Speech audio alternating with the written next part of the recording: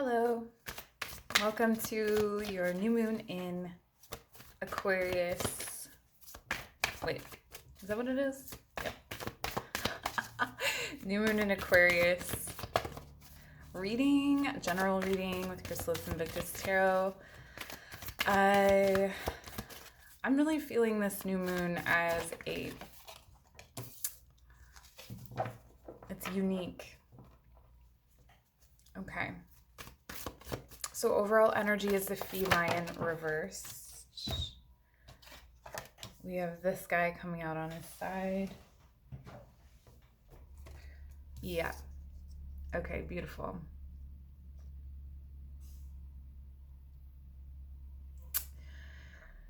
There's been some stagnation or there's definitely a lot of like uncertainty. But there's a call to explore the new. So this new moon is a call to explore the new. And what is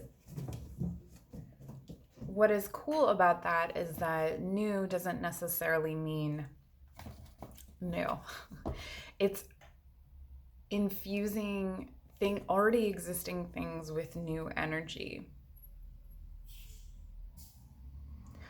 So that gnome is a trickster energy. And this is kind of like when you say, if you know that story, I think it's, now I'm going to start and stop things. I think it's Buddhist, I'm not sure, about the farmer who I forget the story, but it's like his son breaks his leg and the neighbors come over and they're like, oh, what bad luck. But then the next day the army comes to town and they're looking for, young men to come join the war, and the son can't go because his leg is broken. They say, oh, what good luck. And the farmer says, maybe. It's kind of like that. It's sort of like, and then with Lascuna, she's treasures lost in disasters. She's like finding the gold in the muck. This is like when we're doing our shadow work, I think of all the things the good things that you find when you do shadow work, the things that you repress that are really cool about yourself or really awesome or really unique about yourself. That's what she represents. So this is sort of like turning your perspective on its head, which I feel like has been happening for quite some time. Like we've been in this hanged man energy of like, of shifting perspective, all of the blood rushing to your head. How are things different now that you have been in that position? We're sort of coming to the end of that, and now we're going to be able to approach things with new eyes.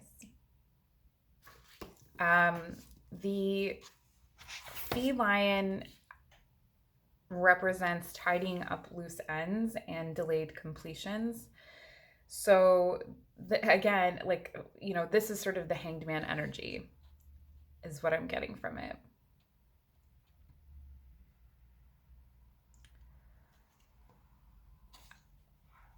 One of the things that is really, really coming through strongly is that we have these things we think we should do, or things we think we ought to do, things we think we're meant to do. Okay,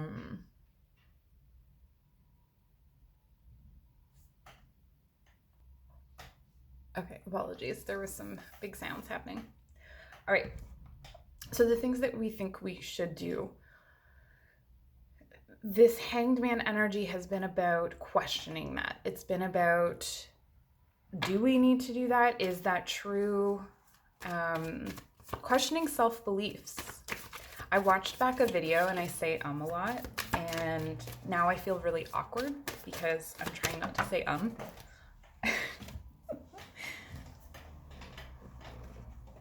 But my belief is that I should not say that. Aha.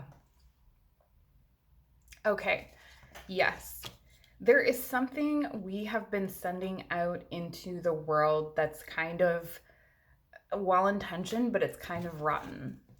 Like we've been feeding the universe rotten fruit. This for me has, I'm going to tell you my feel on the new moon, not only based on these cards, but I think this is what this is leading toward. We understand manifestation, and we work toward manifesting things, bringing things in, getting things into alignment, stepping into the flow, da da da da. But sometimes manifestation is an acknowledgement of lack. It is the ultimate expression of lack.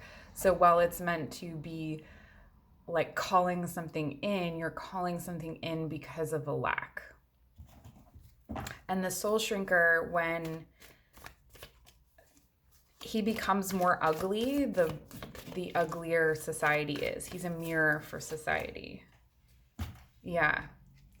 So there's some sort of illusion that we have about ourselves. All these guys are like little reflective mirrors of our shadow selves. And these are tricks we play. Not tricks. This is tricks. This is illusions. This is moon, Seven of Swords energy. This is some sort of enticing story we've told ourselves. And what it takes to reveal a truth to ourselves at this time is to stop pushing for more or asking for more and take a look at what you have, like what is buried, rather than, so it's like bringing in something new that already exists.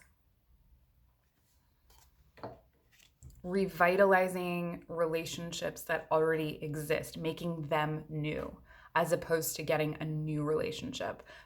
Just as an example, making your job new. You know, how do you arrive to that place? Why have you wanted to stay in this illusion? And it's okay. Like sometimes we need them to get, you know, to get through our days. We have, okay. One of the most important things we can do is to ground ourselves. If you find yourself floating away, what is your tether? This could also be throwing yourself into distractions, like your phone, like hours of YouTube makeup videos, anything that is keeping you from thinking the thought you don't want to think. And what that's doing actually is helping that treasure stay buried. Right? So if we remove the distractions, if we come into being and into presence, then we are going to unearth that treasure, whatever that may be. We'll be able to, I'm just turning all of these energies upward. We'll be able to unearth what it is that we need. Anything else? There's an incredible power in this new moon to show us what we already have, I think is what, yeah. And this is an initiation. Because when you can acknowledge that something that you are doing, so for instance, we experience lack, and so we think, okay, well, I'm gonna manifest because that's a positive thing. Anything where we ascribe like positive and negative, there's always the opportunity for those two things to get mixed up. So it's important to look at something and say, is this right? You know, just because this is what is done, is this right? And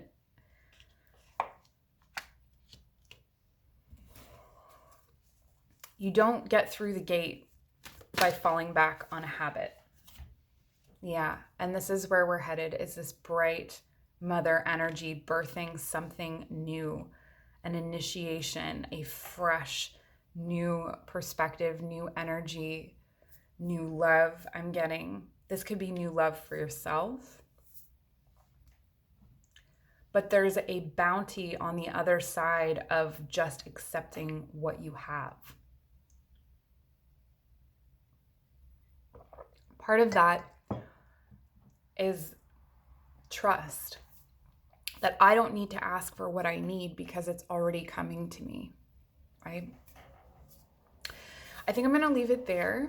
I hope this was helpful. If you want to book a personal reading, my information is in the description box below. I also have a self-love class coming up tomorrow night, Friday, February 12th at 8 p.m. Eastern Standard Time. It will be recorded for those who can't make it live.